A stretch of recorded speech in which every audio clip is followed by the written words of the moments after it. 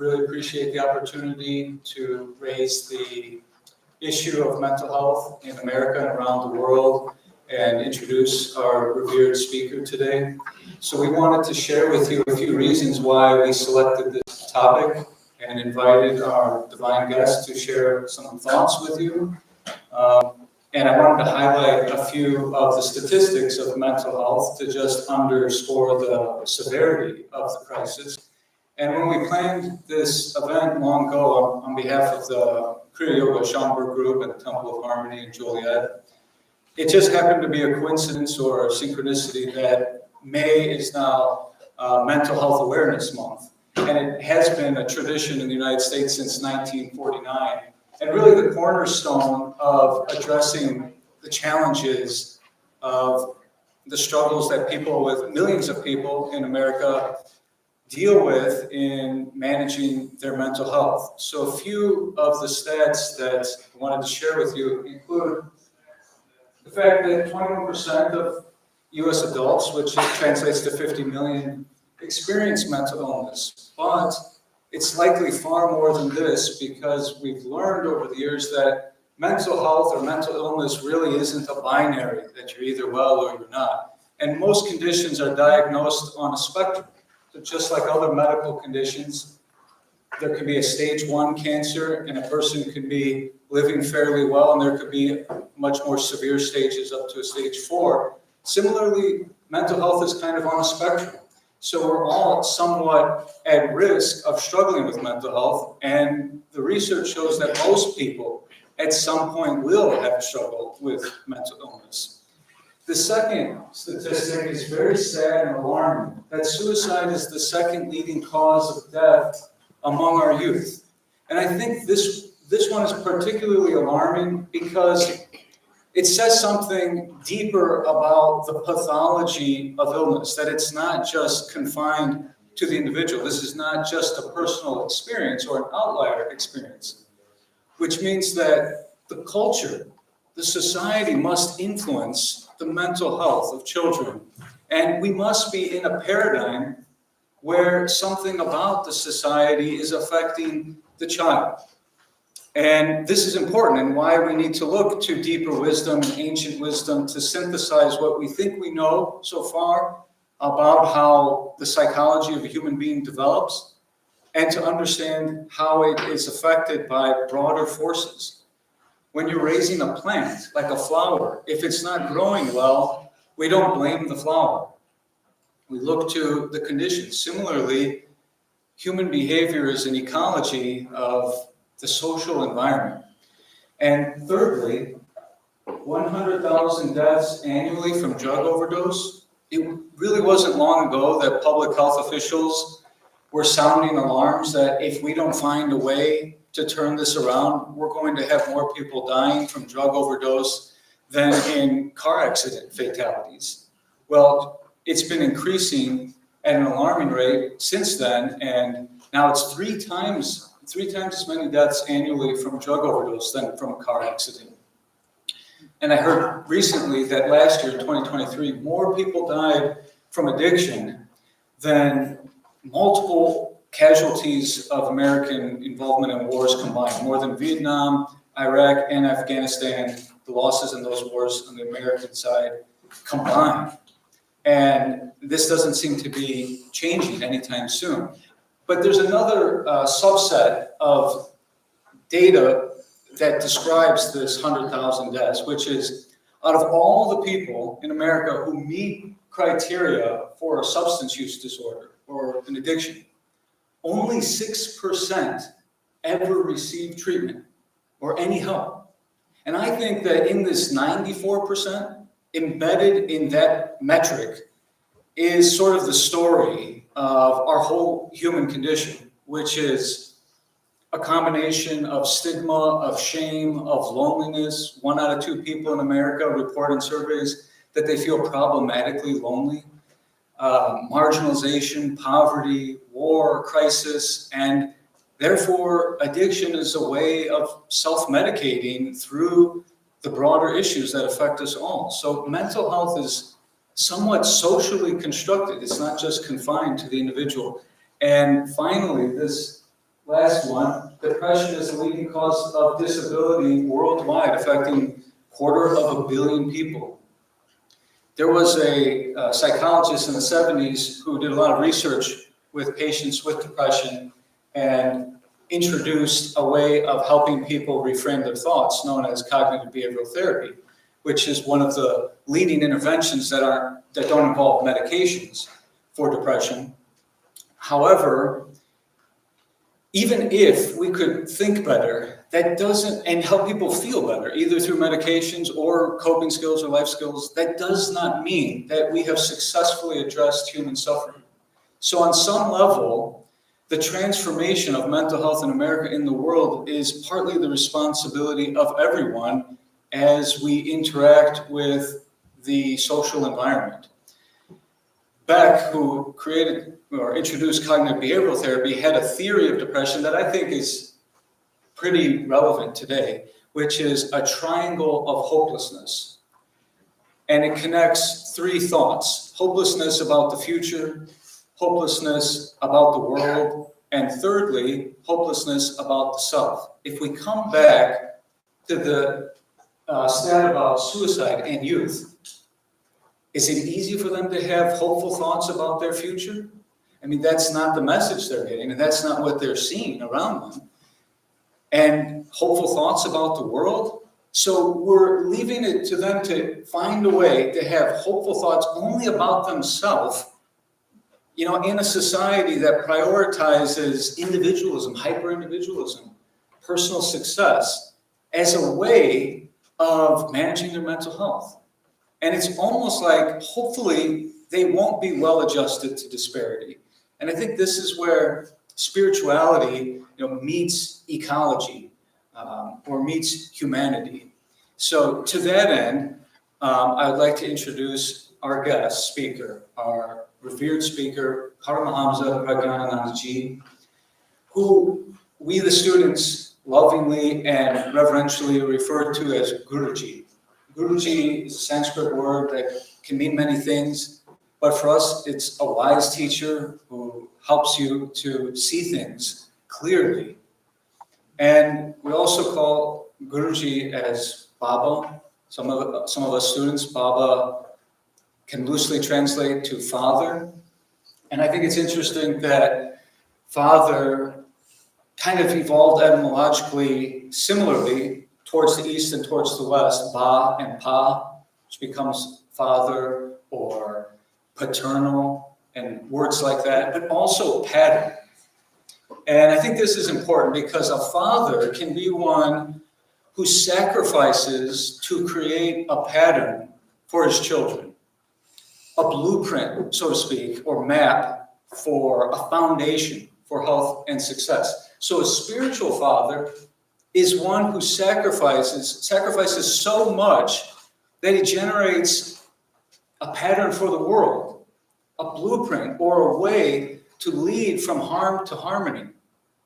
And Guruji is the author of over 100 books, a prolific speaker. Before he was a monastic, he was a professor of economics, and then dedicated his life to the monastic tradition. When he was 39 years old in 1998, his guru, our Gurudev, Paramahamsa Hariharanandaji, conferred upon him the highest title in the tradition, the sacred tradition of ancient India, of Paramahamsa.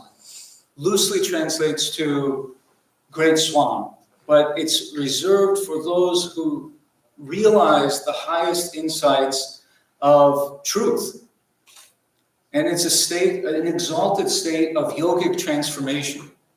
So Guruji comes from an age-old tradition known as Kriya Yoga, an unbroken lineage of spiritual teachers, from Mahavatar Babaji to Paramahamsa Yoganandaji, who many of you probably know, but he is famous for living in the West, in America, since 1920, very famous for his autobiography, and to Paramahamsa Hariharanandaji, and to our Guruji.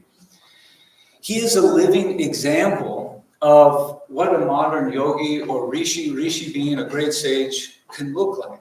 So even more than his words in his books or in the talks that he blesses us with, the most profound expression of his message is in his life. His life is the purest example of integration and synthesis of spirituality, not just a personal goal of well-being. But Baba's message of love all, serve all manifests in his service to the mind, to the body, to those who are marginalized in the world through the initiatives of healthcare and education in India and around the world, service at the times of natural disasters, and even to nature, to the mistreatment of animals and the protection of our sacred wildlife and the protection of our forests and sacred spaces. It is a complete synthesis of a life. And this integration manifests in the culmination of wisdom. Prajnanananda means the bliss or the pure joy of wisdom. Jnana meaning knowledge in Sanskrit, and the prefix is beyond information and facts, but a realization, a deeper realization of what we are collectively and what we mean to each other and to the earth and to the universe. And so it's no exaggeration for me to say undoubtedly that the greatest privilege of my life was to have the company of such a great teacher, such a great guru, to have the grace of to be able to live near him from 2005 to 2006, and to be totally blessed and to see his presence and influence continue to transform my life, however imperfectly, but towards universal love, towards expansion. And it not only blesses our life as students, but everyone connected to us. So I can't think of a greater joy than to introduce him to you and you to him. So without further ado, please join me in welcoming Paramahamsa Prajnanananda, our Guruji. Baba will humbly request you to speak.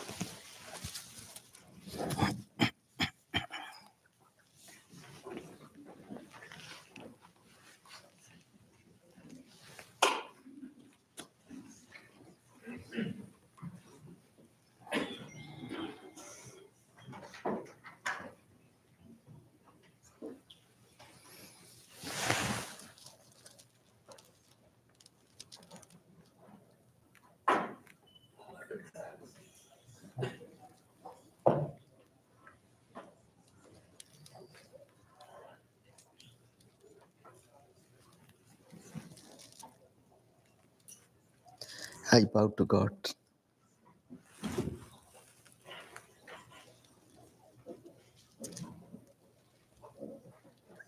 I bow to all the masters of all times and all places. I bow to my beloved Gurudev. I bow to all of you. My love to all of you. Good evening.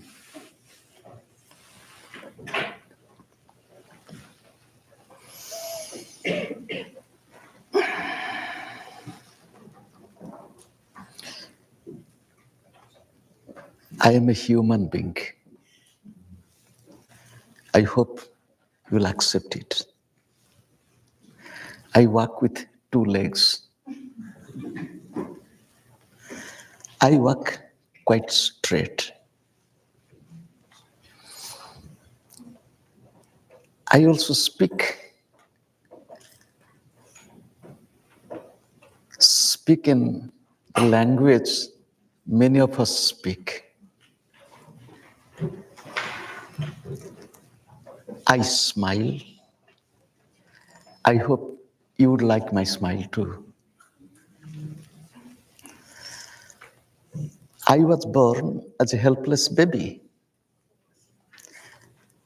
And I think we all were born like that. We had to depend upon our mother and other family members. Coming out of the mother's womb, there was a big sense of helplessness, insecurity. So like most of the babies, I was also closing my eyes most of the time.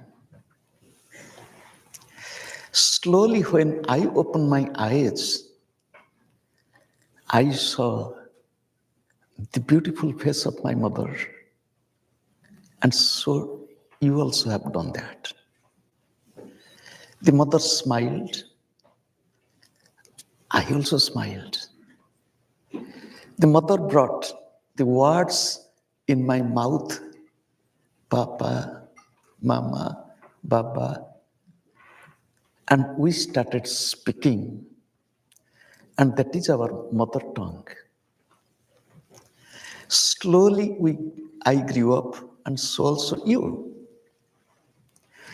Unfortunately, although I was a little baby, little boy, always people told, you are old, you are old. You'll ask what? Yes, 5 weeks old, 1 month old, 1 year old, 2 years old. Did we not hear about our age from our parents? Although I was a little baby smiling, everybody told old, old, old. Unfortunately, or fortunately, when I met my Gurudev, I was in my beginning of 2021. My Gurudev said, old man. Oh God, I was young and he was telling me, old man. Then immediately he explained, he said, not old in age, old in knowledge. However, when I was a little boy, I had friends and we also had friends. And when we grew up older and older and older, now I'm not telling about my story, I'm asking each one of us, how many friends do we have? How many friends really do love us? How many friends really do we love? How much time do we have for our friends, our family members? How much time we spend with them? When we are little children, we love to play. Playing games, outdoor games, indoor games, with others. How many of us, even now, have time to play with others? You will say, we're so busy. Where is time? Somebody told, modern time is that time when people have no time. Your time is 24 hours. My time is also 24 hours. I do not have more than you. I remember one old monk who told about me, little bit remark. He said, you will forget God if you see your old friends. Do you know how many friends I have? How many friends you have? I am a human being. I am also like you. I am busy. I travel a lot. I have countless friends everywhere in the world, starting from my childhood friends. We meet, we talk, we laugh. My dear friends, now I address you all as my friends, irrespective of your age or any type of relationship we have. Somebody will tell Guruji, somebody will tell Baba, but I tell you as my friends, we all are human beings. God has given us a body. and a human body. God has given us a brain, human brain. God has given us a mind, human mind. How much are we really maintaining this God-given gift, this body to be healthy, brain to be active, mind to be healthy? Simple question to each one of us. It doesn't mean that one person will be healthy if he's not going to the doctor, but he doesn't know how many diseases are hiding within. Once goes to the doctor will tell, oh, you have this trouble. Recently, one elderly person in his 70s went to check up his stomach. The doctor checked stomach and intestine. The stomach was okay, manageable, but intestine had more problem.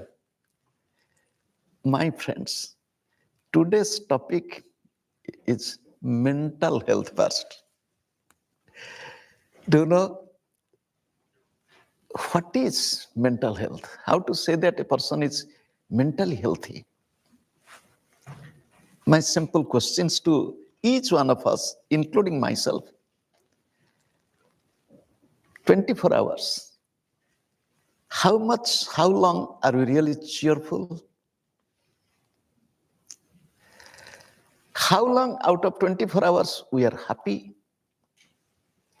Are we really full of spirit, enthusiastic? Are we really giving to the, this modern world is very selfish. All wants to take. Somebody wants to take my time. Somebody wants to take my money. Somebody wants to take my advice. Everybody wants to take. Who is giving? Do you know? We all want to take. There is a story. There was a person who fell into the ditch. It was a little deep, unable to come out of the ditch. He was asking for help. It was in a solitary place, maybe in a forest. One gentleman heard somebody shouting for help, went closer to him, and he saw he's in ditch. He said, "Give me your hand, I'll lift you up." And he was standing like this. He was not giving the hand. Then this person was on the top was thinking, strange.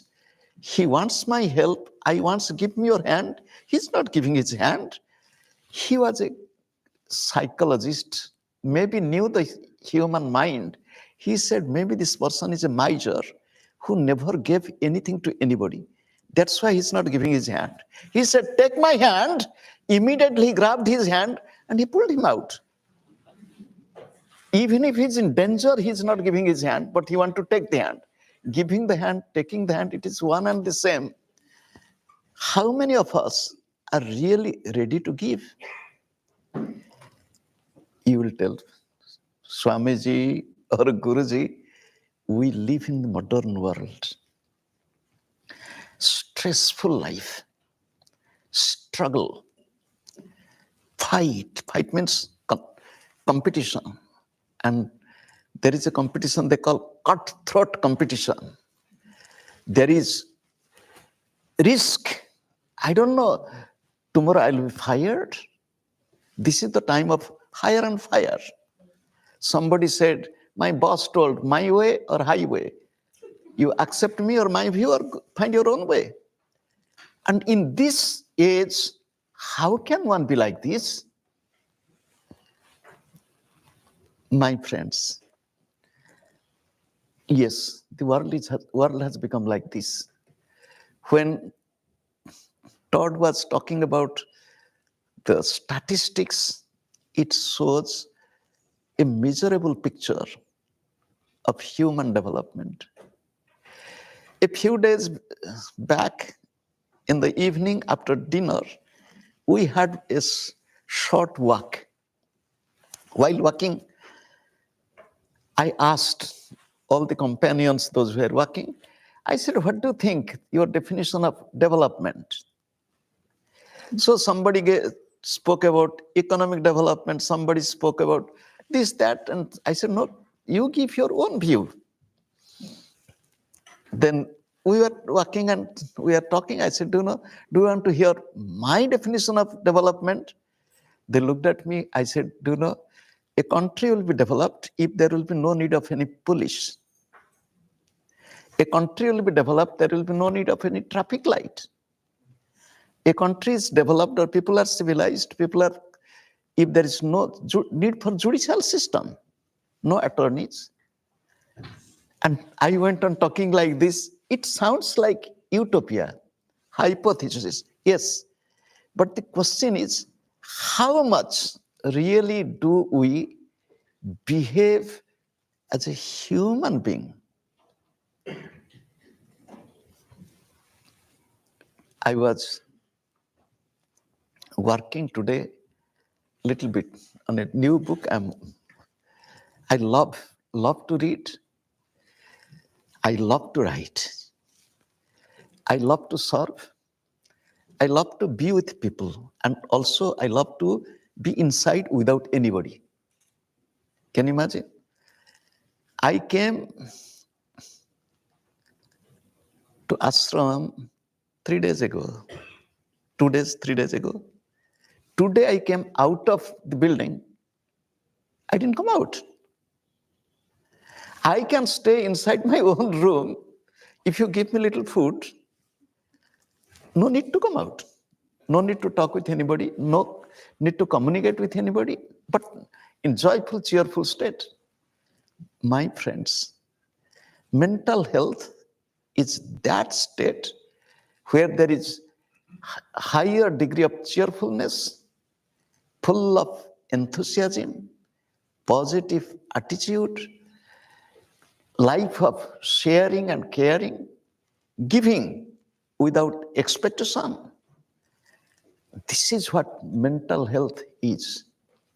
In this modern time or present time when there is so much of stress and competition, so much of insecurity and fear, so much of,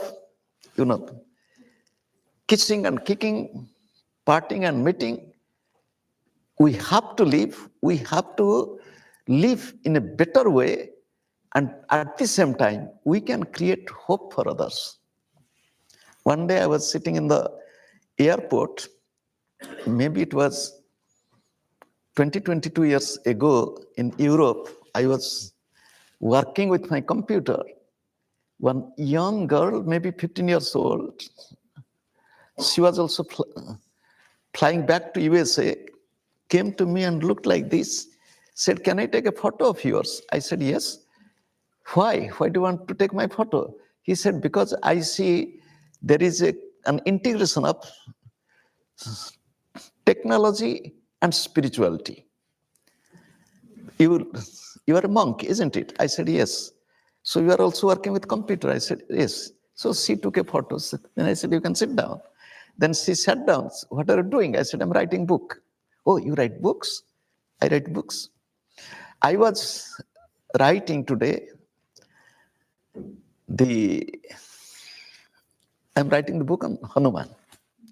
Hanuman, those who are from India, they are well used to it. Hanuman, you can tell, as an exceptional Superman, which our movies can describe, but he's beyond all this. And in this, my writing was his silent observation of condition of one, I'm telling just in layman's language, a lady from a very prestigious background being abducted and kept in a torturous condition, and her agony being witnessed by Hanuman sitting on the treetop.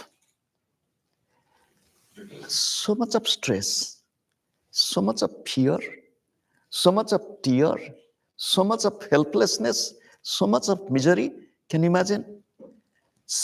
She is telling to one person who was a little bit sympathetic towards her, can you do a favor? Can you bring some dry wood and little fire? I want to immolate myself, suicide. I want to do self-immolation. And not only that, if you don't give, she's thinking, my hair will be enough to hang myself. This is the thought. When I was reflecting upon this, and then we are hearing about suicide, mental health. She was not having, problem in mental health. She was quite strong. But the situation was creating such compulsion in her. Are we really developed? Are we really happy? Are we really cheerful? Are we really peaceful? If not, why? Where is the problem? While coming to this place, I was told bad traffic. I said, okay. I knew that the traffic will not be so bad. It was my feeling. So then while driving, my driver or the driving bus, because I have to obey the bus. And he's telling, oh, the traffic is cleared up. I didn't say anything. Do we want to take a break? I said, why break? We will reach early. I said, that's fine. Do you know? Then we came early. If it would have been late, one day I was going to the airport from our ashram in Miami, homestead, and the traffic jam, unbelievable traffic jam. The car was not moving. The person who was driving, he's no more. I remember him. He was really in tension. I said, what is happening to you? Swamiji, we are going to miss our flight. I said, whose flight? Because he was going to drop me in the airport. Your flight. I said, why are you worried? If I miss my flight, it is my problem. It is not your problem. You are just a mere driver. So he cooled down. He might have thought that I'm strange. I said, look, did you ever get this opportunity to be with me alone? Nobody's there, you and me, in ashram? He said, not really. Why are you not happy that God has given prolonged time to be together? Talk about God or ask about something, or let us meditate with eyes open. So our problem, we are human beings. Just like God has given us a body, we have to take care of it. God has given us a mind. We have to take care of the mind and to keep the mind healthy. Now I'll come to the other side of the topic. The topic is mindfulness. Till now I was asking, what is this mindfulness? Do you know, most of the people have, just like we have traffic jam, they have mental jam. You'll say, what is mental jam? Mental jam is jumbled up thoughts and ideas and emotion and frustration and unhappiness and expectation and so on. It is completely confused mind. The masters tell, how is your mind? Is your mind a monkey mind or a donkey mind or a monk's mind? Again, how is your mind?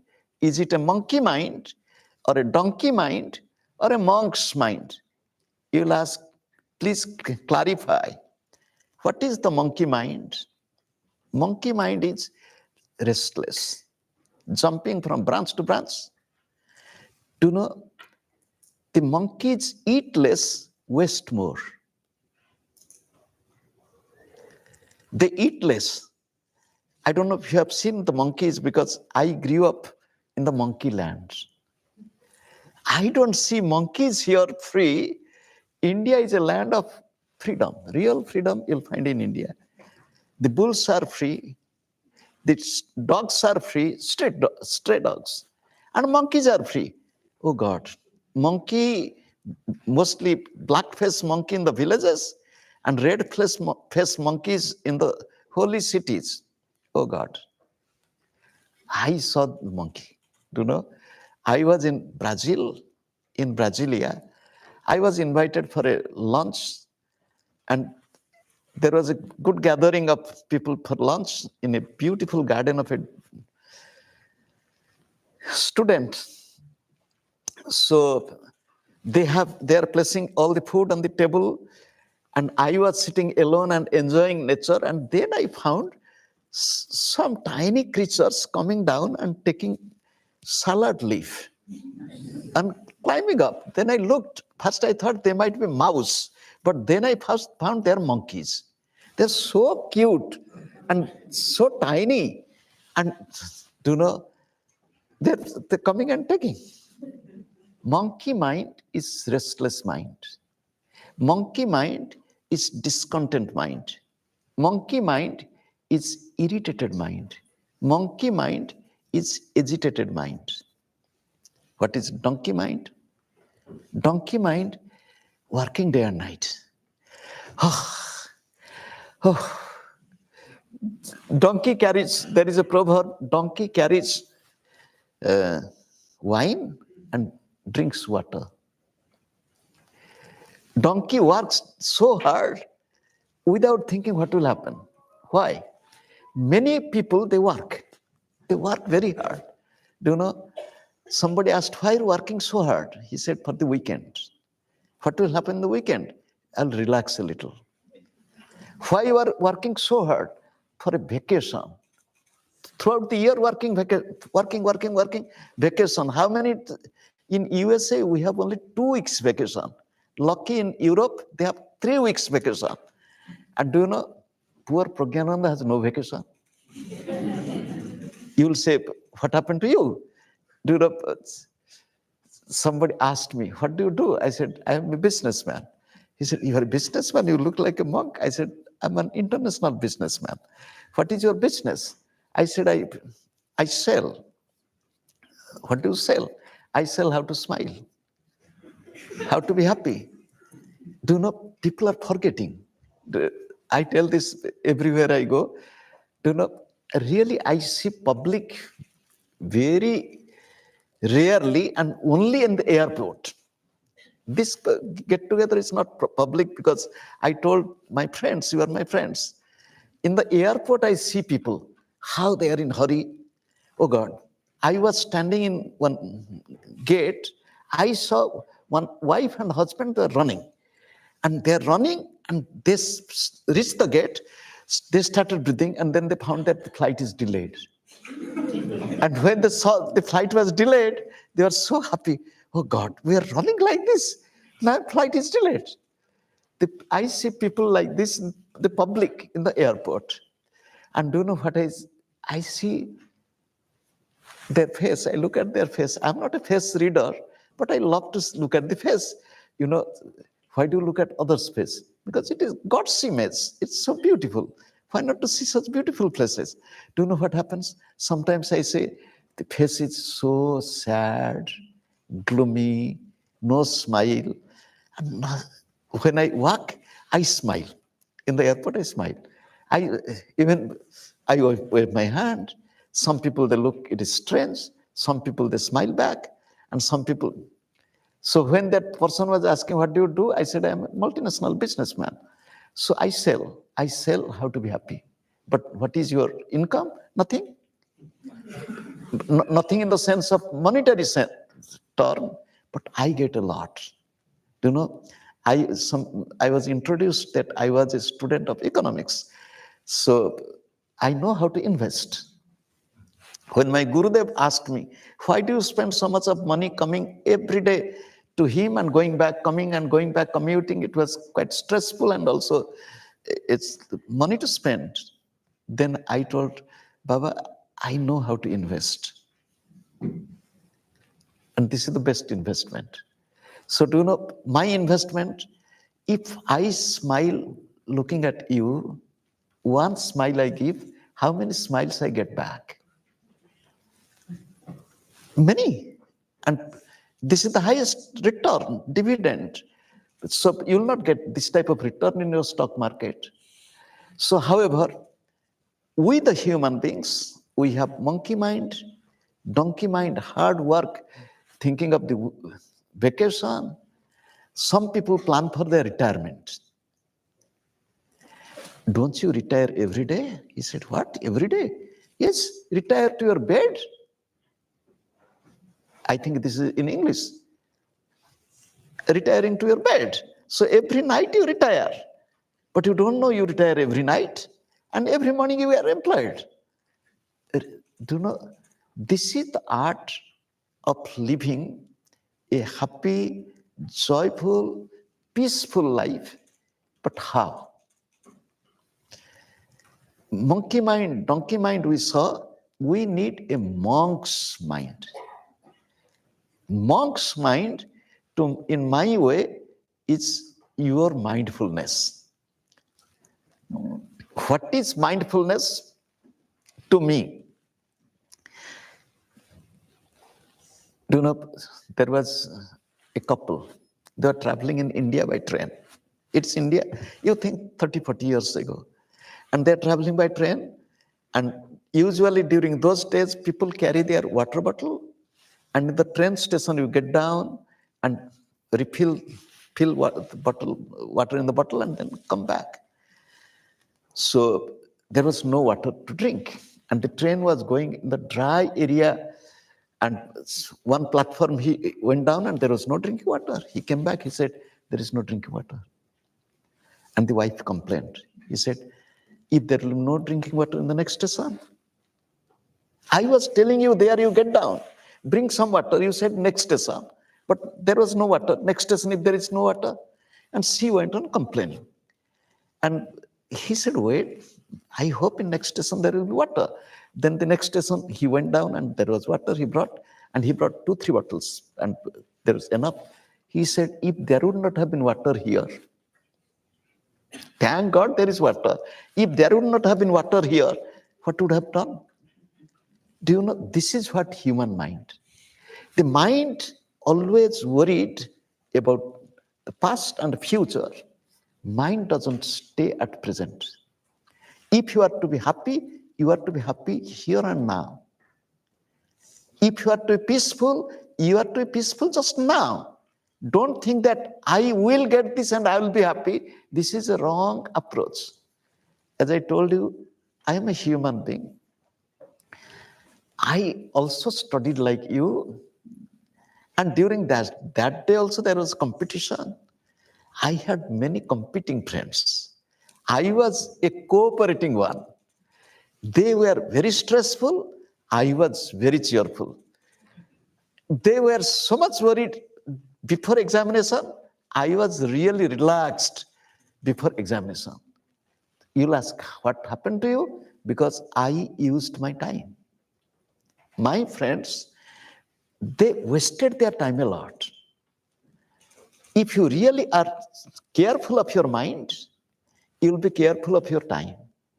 You will not be worried about yesterday. You will not be worried about tomorrow. You will use the present time.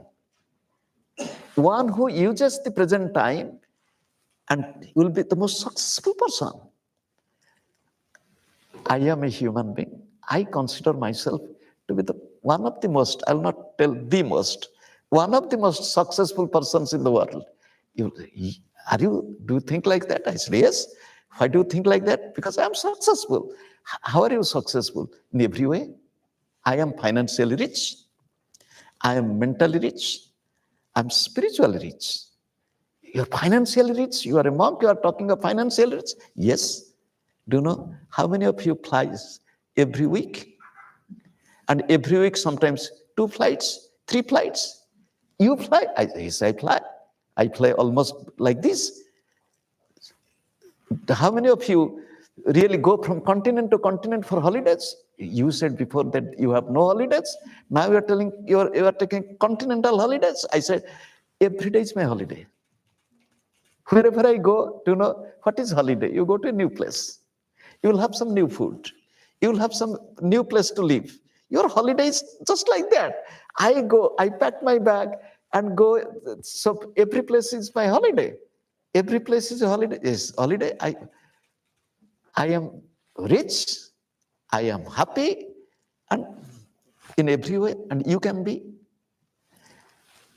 How to be this mindfulness? I told one is to live at present. Second is to be positive. Be positive. Do you know, the sun is shining. Look at the sun. The birds are chirping. Enjoy it. It is snowing. Don't complain. Accept snow. What? It is so cold in Chicago, and it is, somebody told, I took water in the glass and I threw, and it came down being ice. This is so cold. Look, wherever we are, accept it. There was a rich man.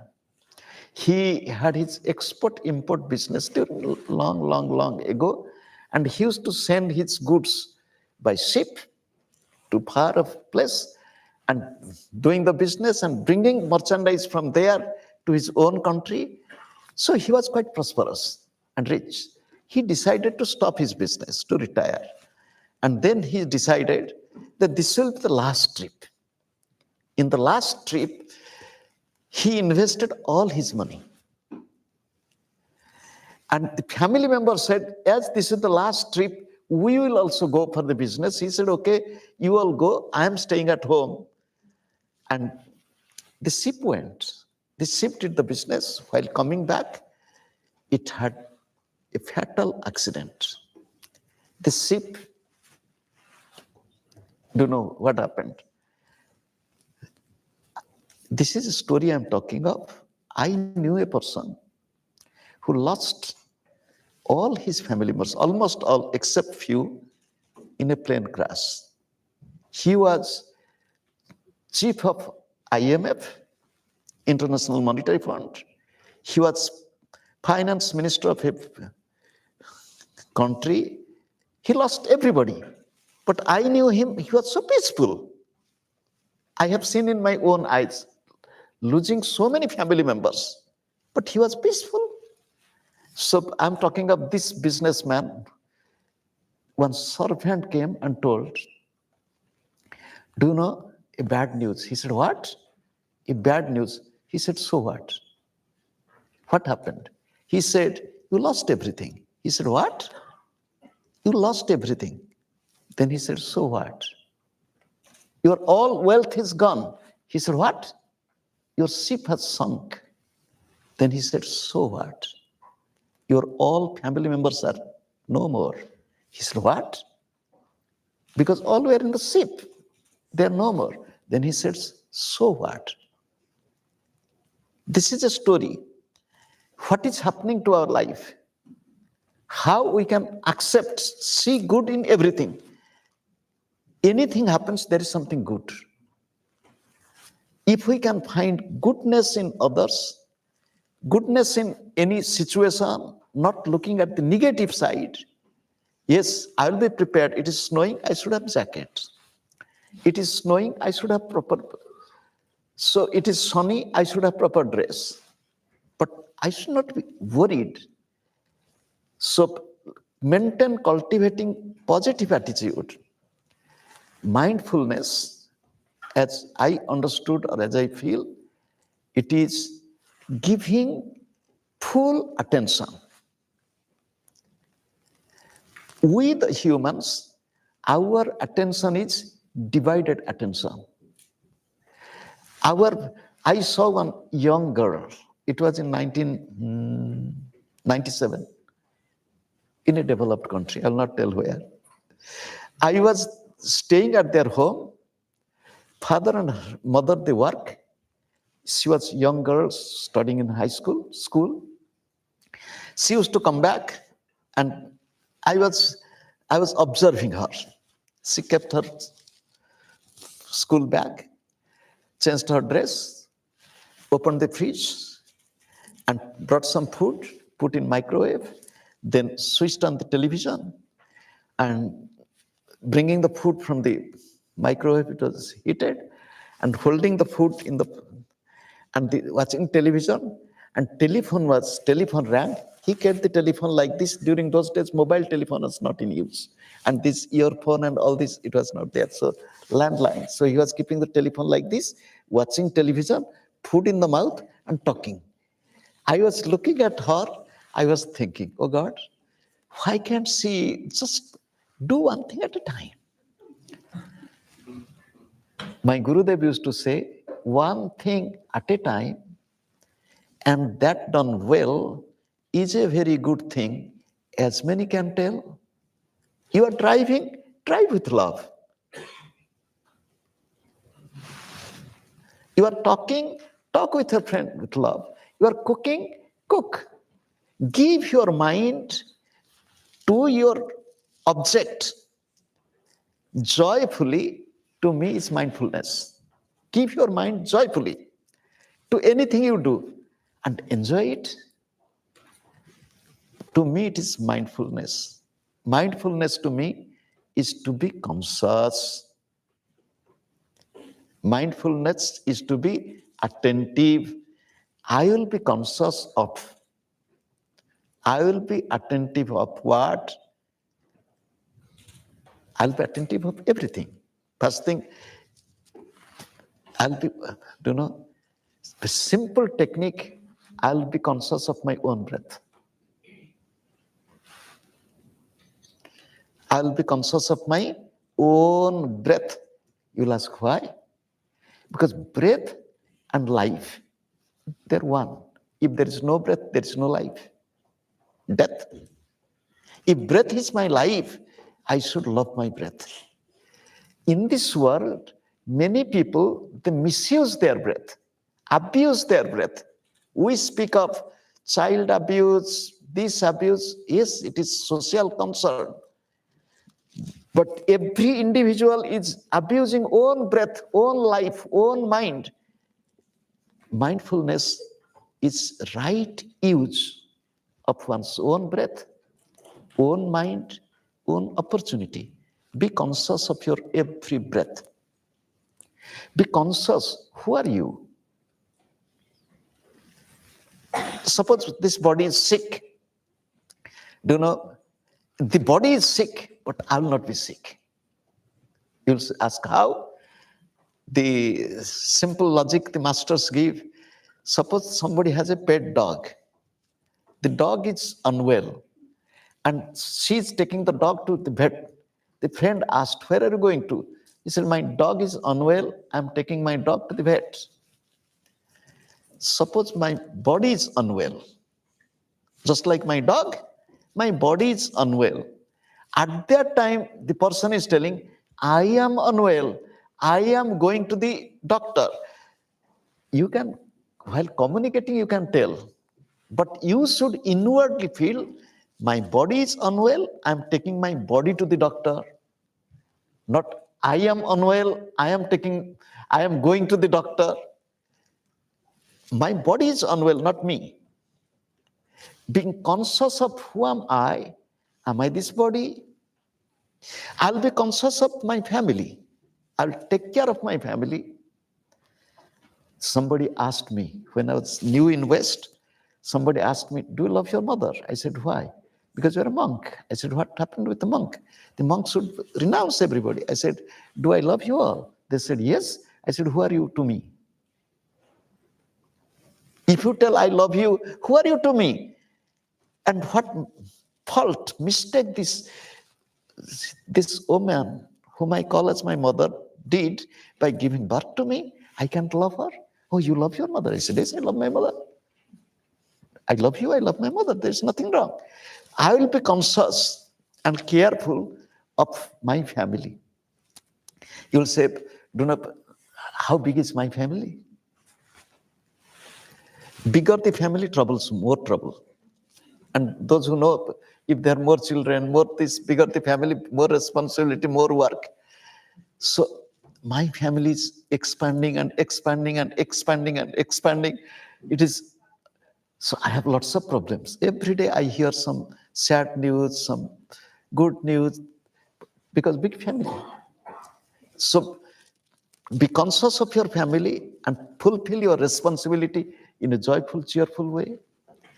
Find few minutes time every day, sit quietly and observe yourself. This is what is called as meditation. Do you know, modern times, people depend upon medication than meditation or mindfulness or living the life of consciousness, awareness. For anything, take a little. Do you know, when I stayed with my Gurudev, I found the American way from my Gurudev. You will ask, what is the American way? The first was the Tylenol. You know Tylenol. I think in everybody's home it might be. But for anything, take a Tylenol. For anything, to know we should be healthy, we should be happy, we should be cheerful, we should be peaceful, and it is in my hands. If I want myself to be happy, it is not depending upon anybody. I am the source of my own misery. I can make myself happy, and it is possible through mindfulness, watching my mind, watching the play of my mind, and filtering my mind, transforming my thought, making myself positive, thinking positive, speaking positive, smiling, jogging, yoging, meditating, and so on. It is in my hands. I am a friend of mine. If I am a human being, I have been given a body and mind. I have to take care of myself. And it is in the hand of we all. And I am not alone. I will not be selfish. We all are belonging to one family. The biggest family, one earth, one family. It is not with the Americans, with the Indians, with the German, or with the Australians or Canadian. We belong to one family. I have responsibility for others also. Mindfulness is to be conscious of others, not to exploit, not to manipulate, not to hurt anybody, not to harm anybody, to be caring and loving. With these few words, I think my time is almost over, and I think it is over. There is question and answer. So,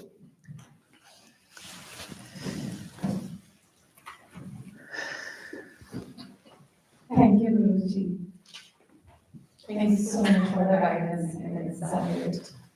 I'll open the floor for the Q&A session and we'll hand it over to Chandra Baba and Rakesh Baba. So we have two mics, one over here and one over here, the standing mic.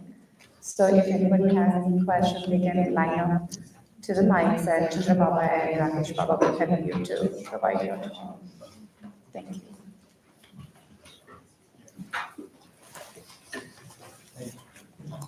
We have a couple of questions in the submission to the QR code, so while you're waiting, I can just post those questions here. So the first one, there are several here. So one says that how can we cultivate good and positive thoughts all the time? How can we eliminate bad thoughts? okay, the question is how to cultivate good thought and how to avoid bad thought. This is the question. From where do you get your thoughts? My question to all of you, you will tell thoughts come from our memory. If you do not have anything in your mind or memory, you cannot think of it. Suppose if I ask you one word, the word is, I'm telling one word. One is kidding. Can anybody think of it? You'll say no. So why can't you think of it? Because it is not in our memory. That which is not in your memory, which doesn't recognize what this word is, you can think of it. Now I say it is not a word, it is nonsense sound. You'll say, oh, that's why anything is in your memory, it comes back in the form of thought, which is not in your memory, you can't think. If you don't know anybody or a person, you can think of that person. So we have in our memory both good and bad. Impressions from the past, everyday life, day-to-day life. And they come to our mind in the form of thoughts. Mind is a flow of thoughts. And this flow comes from our memory. Memory is the storehouse of all our impressions, good or bad. As a conscious human being, I'll filter my thought. You have water filter at your home. Similar, as you filter your water and take clear water, you have to filter your thought. And how to filter? Again, this so-called mindfulness or consciousness. I will be conscious of my thinking pattern. If I'm conscious of my breath, I'll be conscious of my thought. It's simple correlation. If I'm watching my breath, I can watch this thought is coming and knocking the door. Suppose I have a bad friend and he is knocking the door. I don't want to open. If I don't open, he'll knock, and then he'll shout a little and go back. And he will come few days. If I don't entertain, he will not come back again. The same thing happens with my negative thought. It will come and knock my mind, the door of my mind. I'll not open. I'll not allow the negative thought, because then the chain of negative thoughts will come. So I'll stop it. So it depends upon conscious breath leads to conscious thinking. Conscious thinking leads to filtration of your thinking. Avoid negative, be in positive. This conscious breath or mindful of your own breath, it is possible through little practice. Thank you. Please, if there are any questions, feel free to come here. I'll keep going through the list that's submitted. So the next one is, can you please explain the realized state in detail?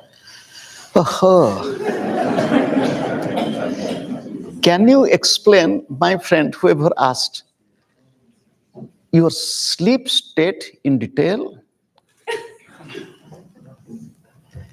You went to deep sleep, for example. You slept for few hours and you got up, and only thing you will express, oh, so beautiful sleep. I forgot everything. I slept so long. So that is the expression. You will forget the world, but you are not sleeping.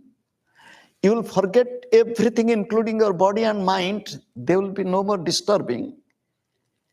Neither sleeping, no body consciousness, no play of mind, but just like, oh, thank you.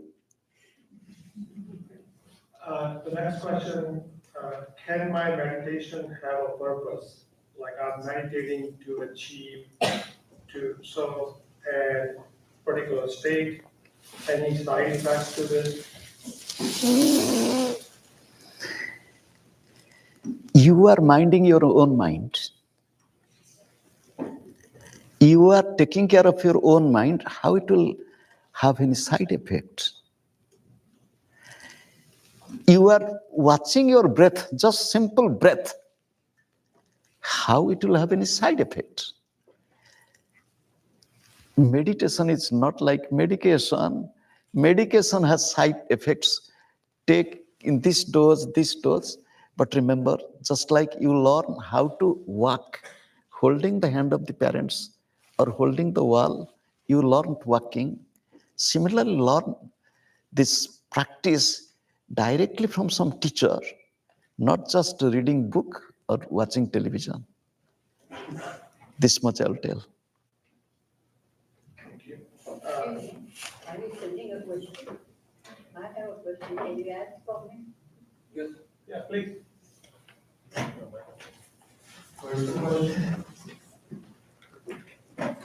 There are two mics over there, Anushka.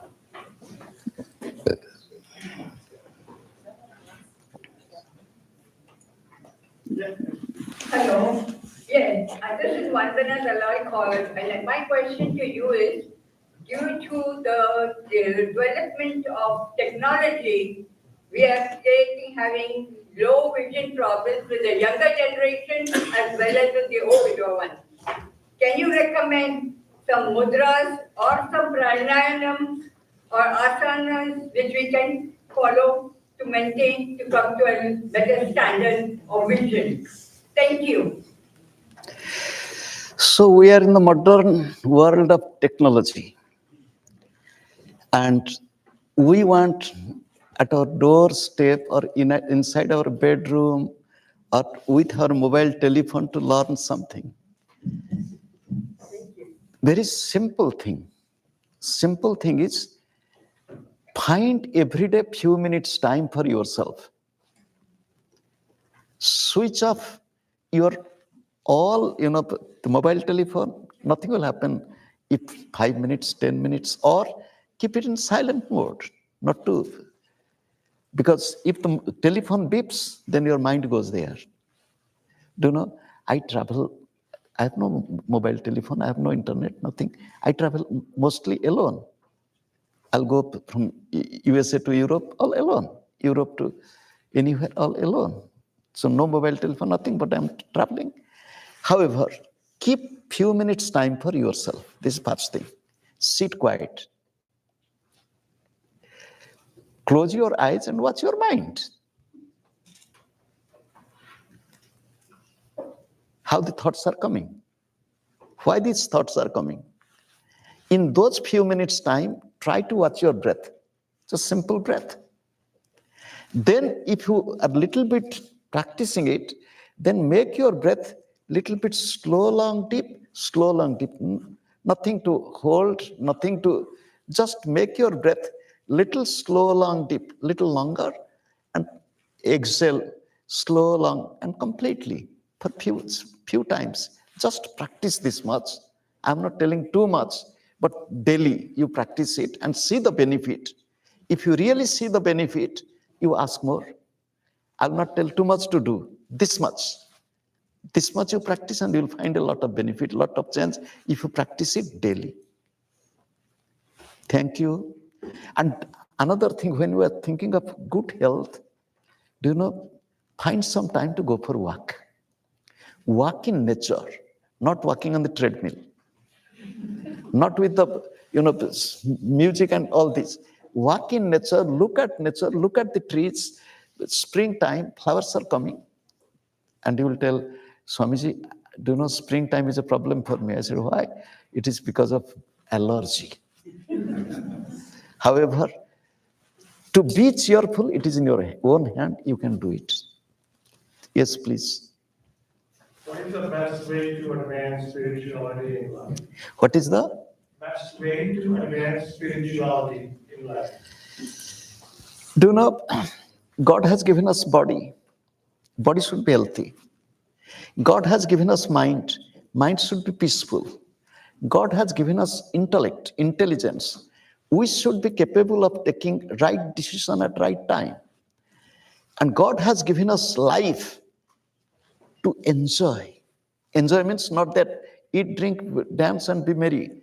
Be peaceful, joyful, useful, caring, and loving. Make your life more productive. And to grow up spirituality, or grow up in your real inquire, who am I? Who am I? Keep this in your mind, real, who am I? Am I this body? Am I this mind? Am I this ego? Am I a man? Am I a woman? Am I a householder? Am I a student? Yes, I am all this, but I am beyond something. So keep this self-inquiry in you. Find little time for meditation. It will help you. Good books help, but don't be bookworm or just reading books. It may not help so much. Practice is more important than theory. Thank you. How does one find a voice that is not contradicted by external thoughts? Breaking thought habitual patterns of lack and the desperate need to please others. Again, can you tell me? Can you repeat the question, Rakesh Baba? How does one find a voice that is not contradicted by external norms. Breaking thoughts, habitual patterns of lack and desperate need to please others.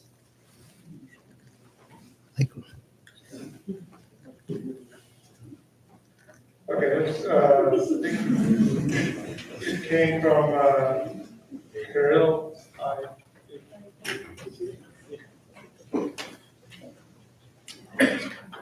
Yeah, I asked the question. Okay, let me give you the mic so you can probably explain.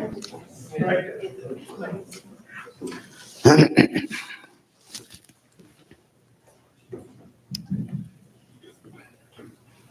Thank you. Yeah, my question is that sometimes people have or myself, I want to please others, but I forget about myself. Could you please a little louder? Yeah. Thank you. So you forget about yourself because you feel like there's a lack. How do you fulfill that lack? Are you able to hear, Prabha? We are not able to hear very clearly, sir. Okay. So how does somebody stop living from lack, but begin to live from a fulfilled state?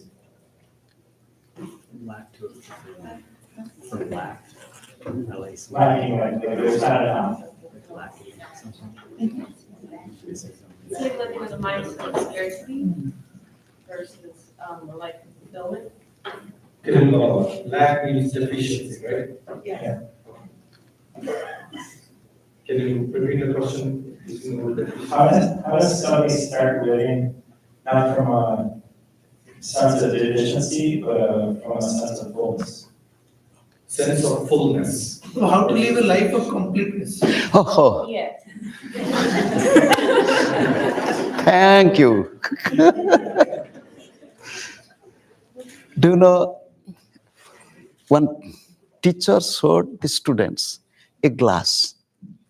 A glass was having some water. And it was this much of water and this much empty. He said, what do you see? Somebody said, it's a glass. What do you see? The glass is half full. What is this glass? What do you see? This glass is half empty. So somebody's telling a glass, somebody's telling glass is half full, somebody's telling glass is half empty, but the teacher was not content with the reply. He said, another person said glass is full. So he asked, explain.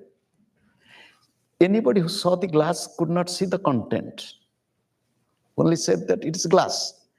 And one who saw the content, he saw only half water, but he saw it is not full.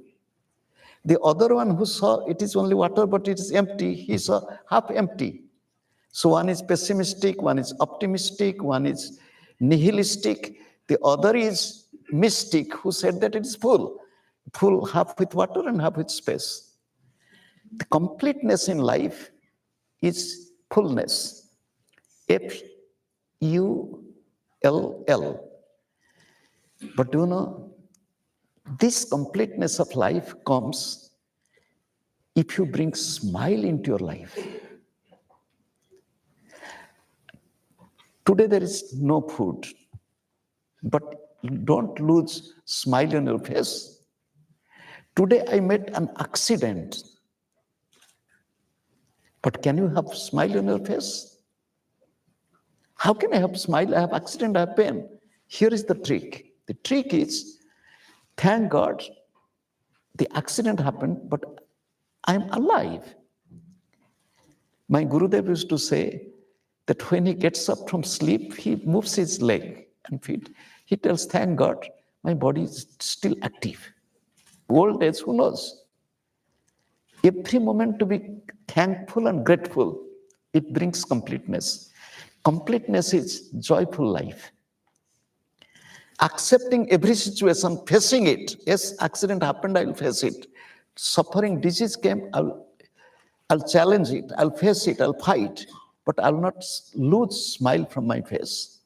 That is the sign of completeness. Be happy. Thank you.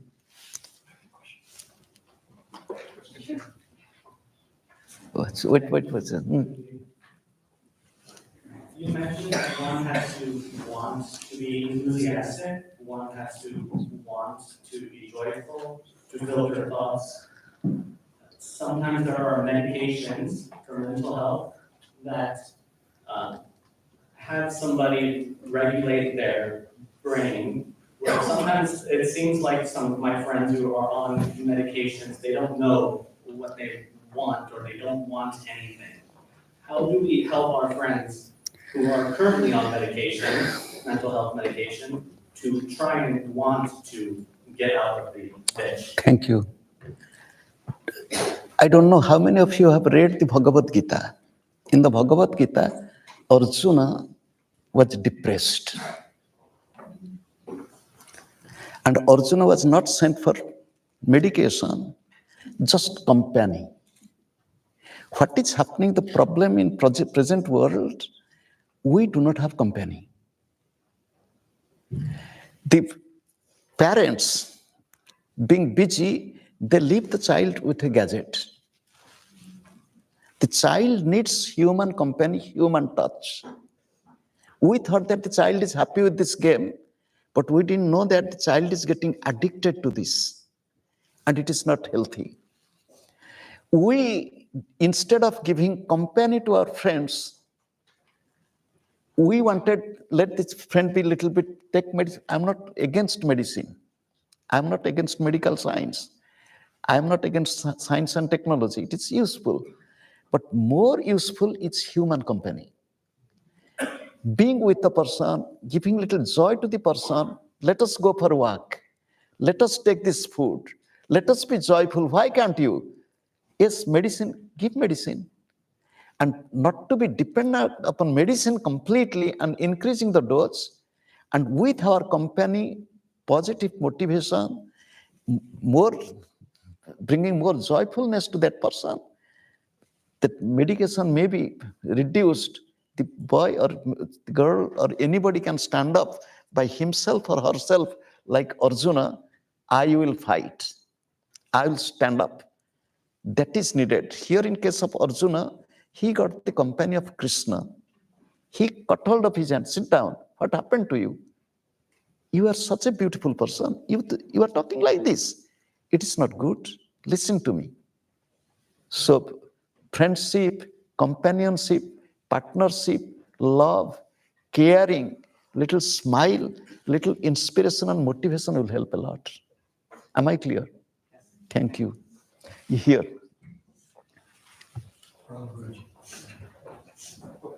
Go on, go on. I have a question. With each person's limitations, how do the simple things like watch breath constantly, it's easy to forget. How do we make it consistently watch? And how do you intensify it? Thank you. Do you know, that which is very simple, we ignore a lot. If the doctor will take medicine, you will take medicine.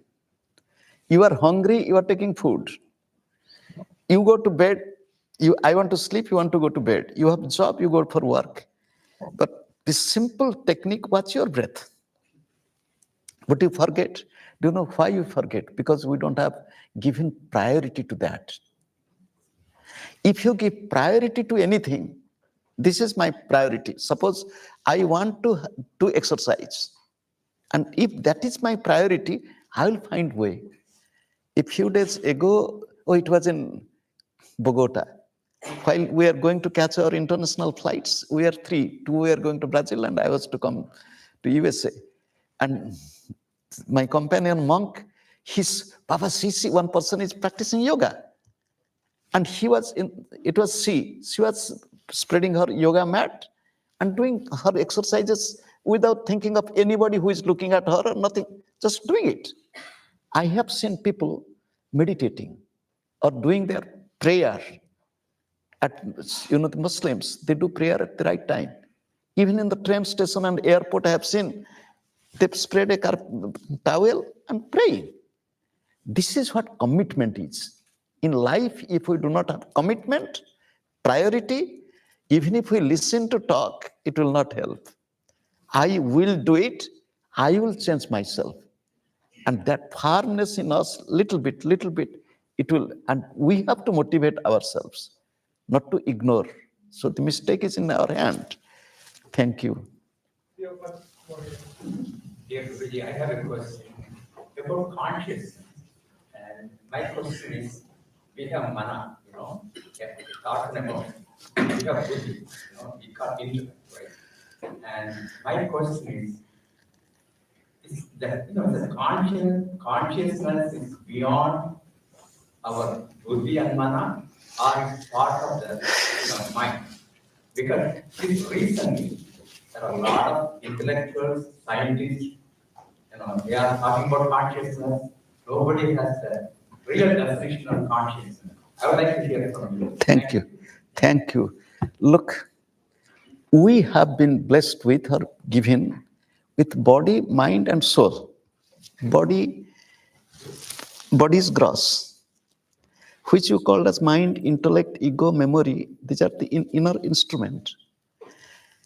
A very simple thing, apart from this body, sense telephones, inner instruments, there is something else. What is that? Just like I have a microphone here. The microphone is functioning because of electricity. In this hall, there are many bulbs, but there is one electricity. Without electricity, even if the bulbs are there, they will not operate.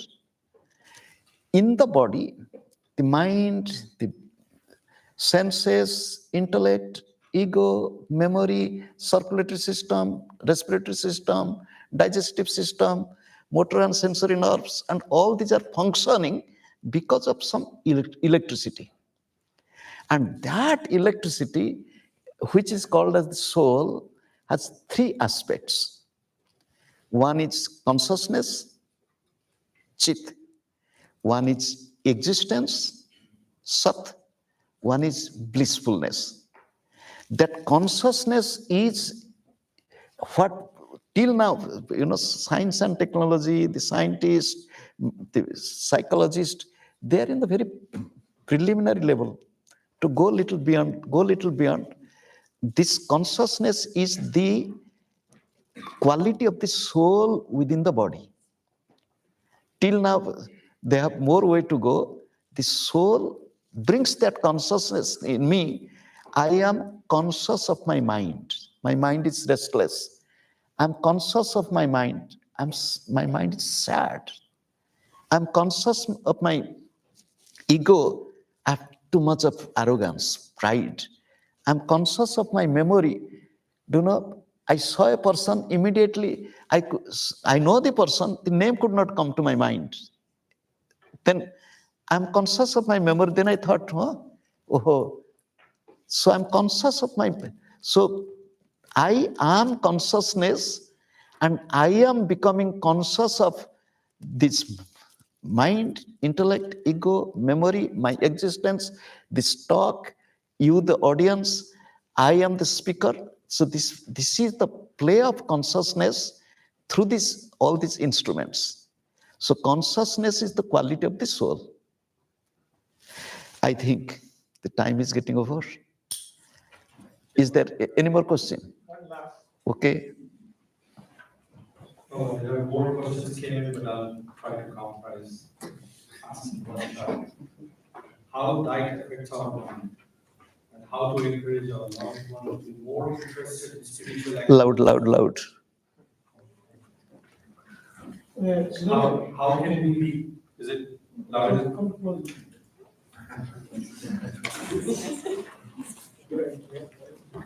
How can we encourage our loved ones to be more interested in spiritual activities, especially if they have mental health issues?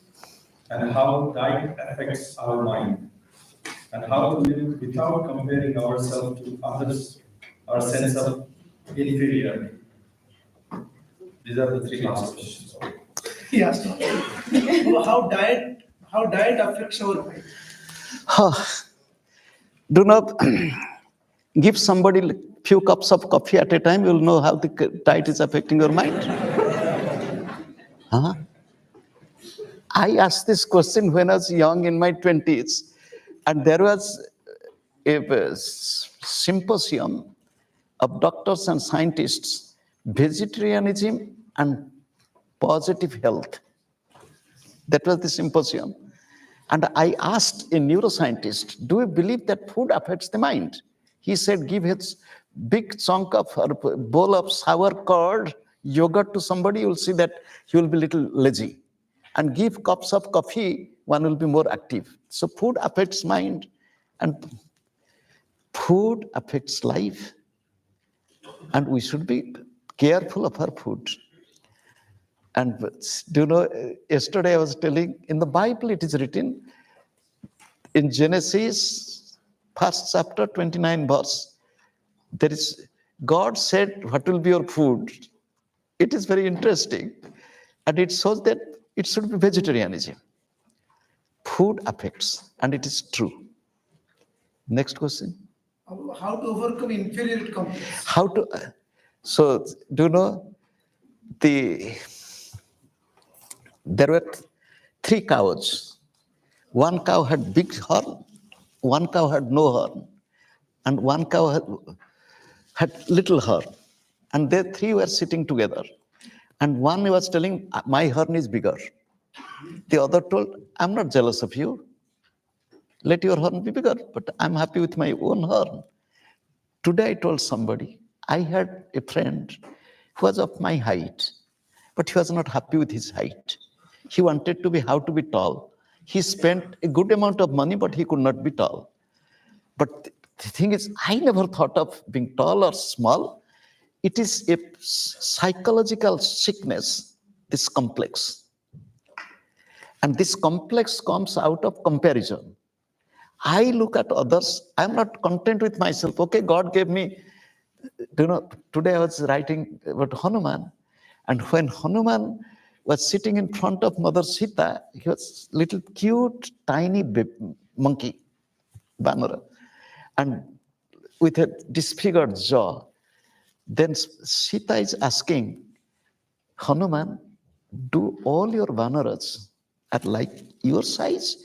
You saw these Asuras are so giant and you are so tiny. Then he smiled. He said, you want to see me? He became. So we should develop inner contentment. I'll be happy with what I have got. And I can improve. I'll improve my mind, my memory, my skill, my talent, my attitude towards others. What I can give to others, I can develop it. So instead of having complexities, inferiority, or somebody will have superiority, these are both sickness. So instead of being complex, be more complacent, more humble, loving, be content. Thank you all. We have last question. Again. One more last question. Okay. How to overcome the pleasure of sense organs? Use the sense organs. There is nothing wrong. God has given us eyes to see, but eyes should be selective, what to see, what not to see. Use the eyes. There is pleasure. I'll watch. So watch movie, but which movie I'll watch? But how long I'll watch? Bring a little limit. Enjoy your food. Food is good. There is nothing wrong.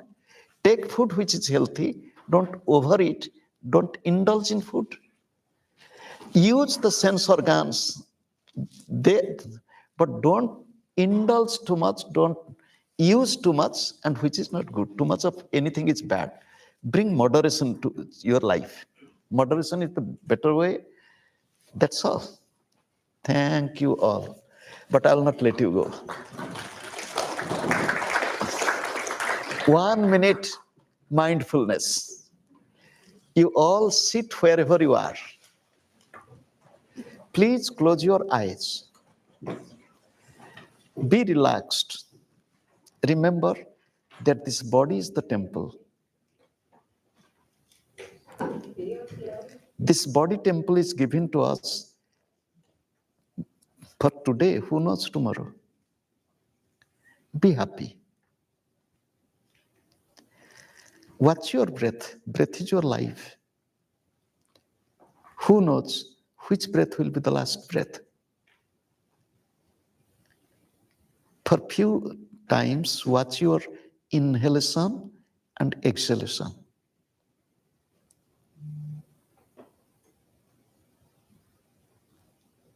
Natural inhalation, exhalation. But inhale with love, exhale in peace. Love your breath. Manifest peace through your breath.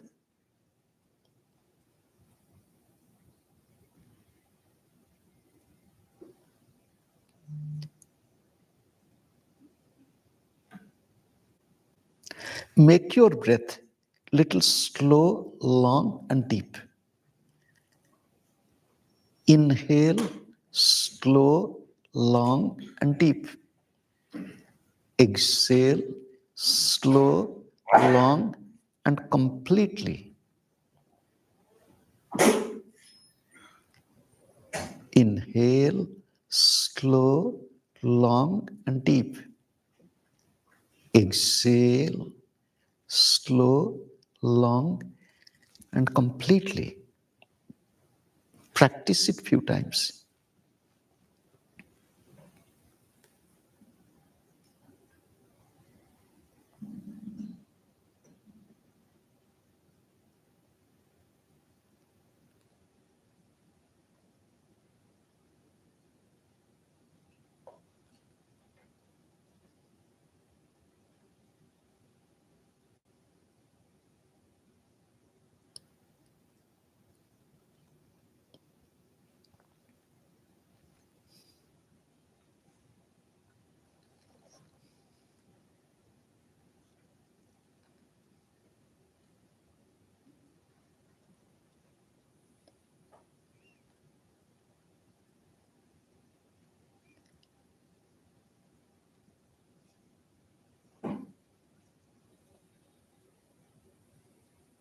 Just watch your breath again, normal breath.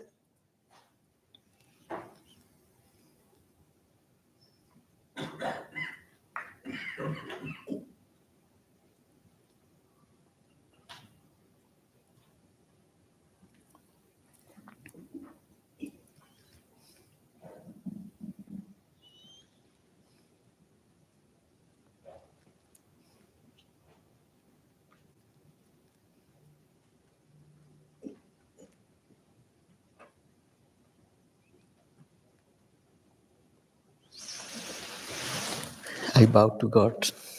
I bow to all the masters of all times and all places. I bow to my beloved Gurudev. I bow to all of you. I bow to the entire creation. I pray for peace, progress, and prosperity everywhere in the world. Thank you all. Thanks a lot.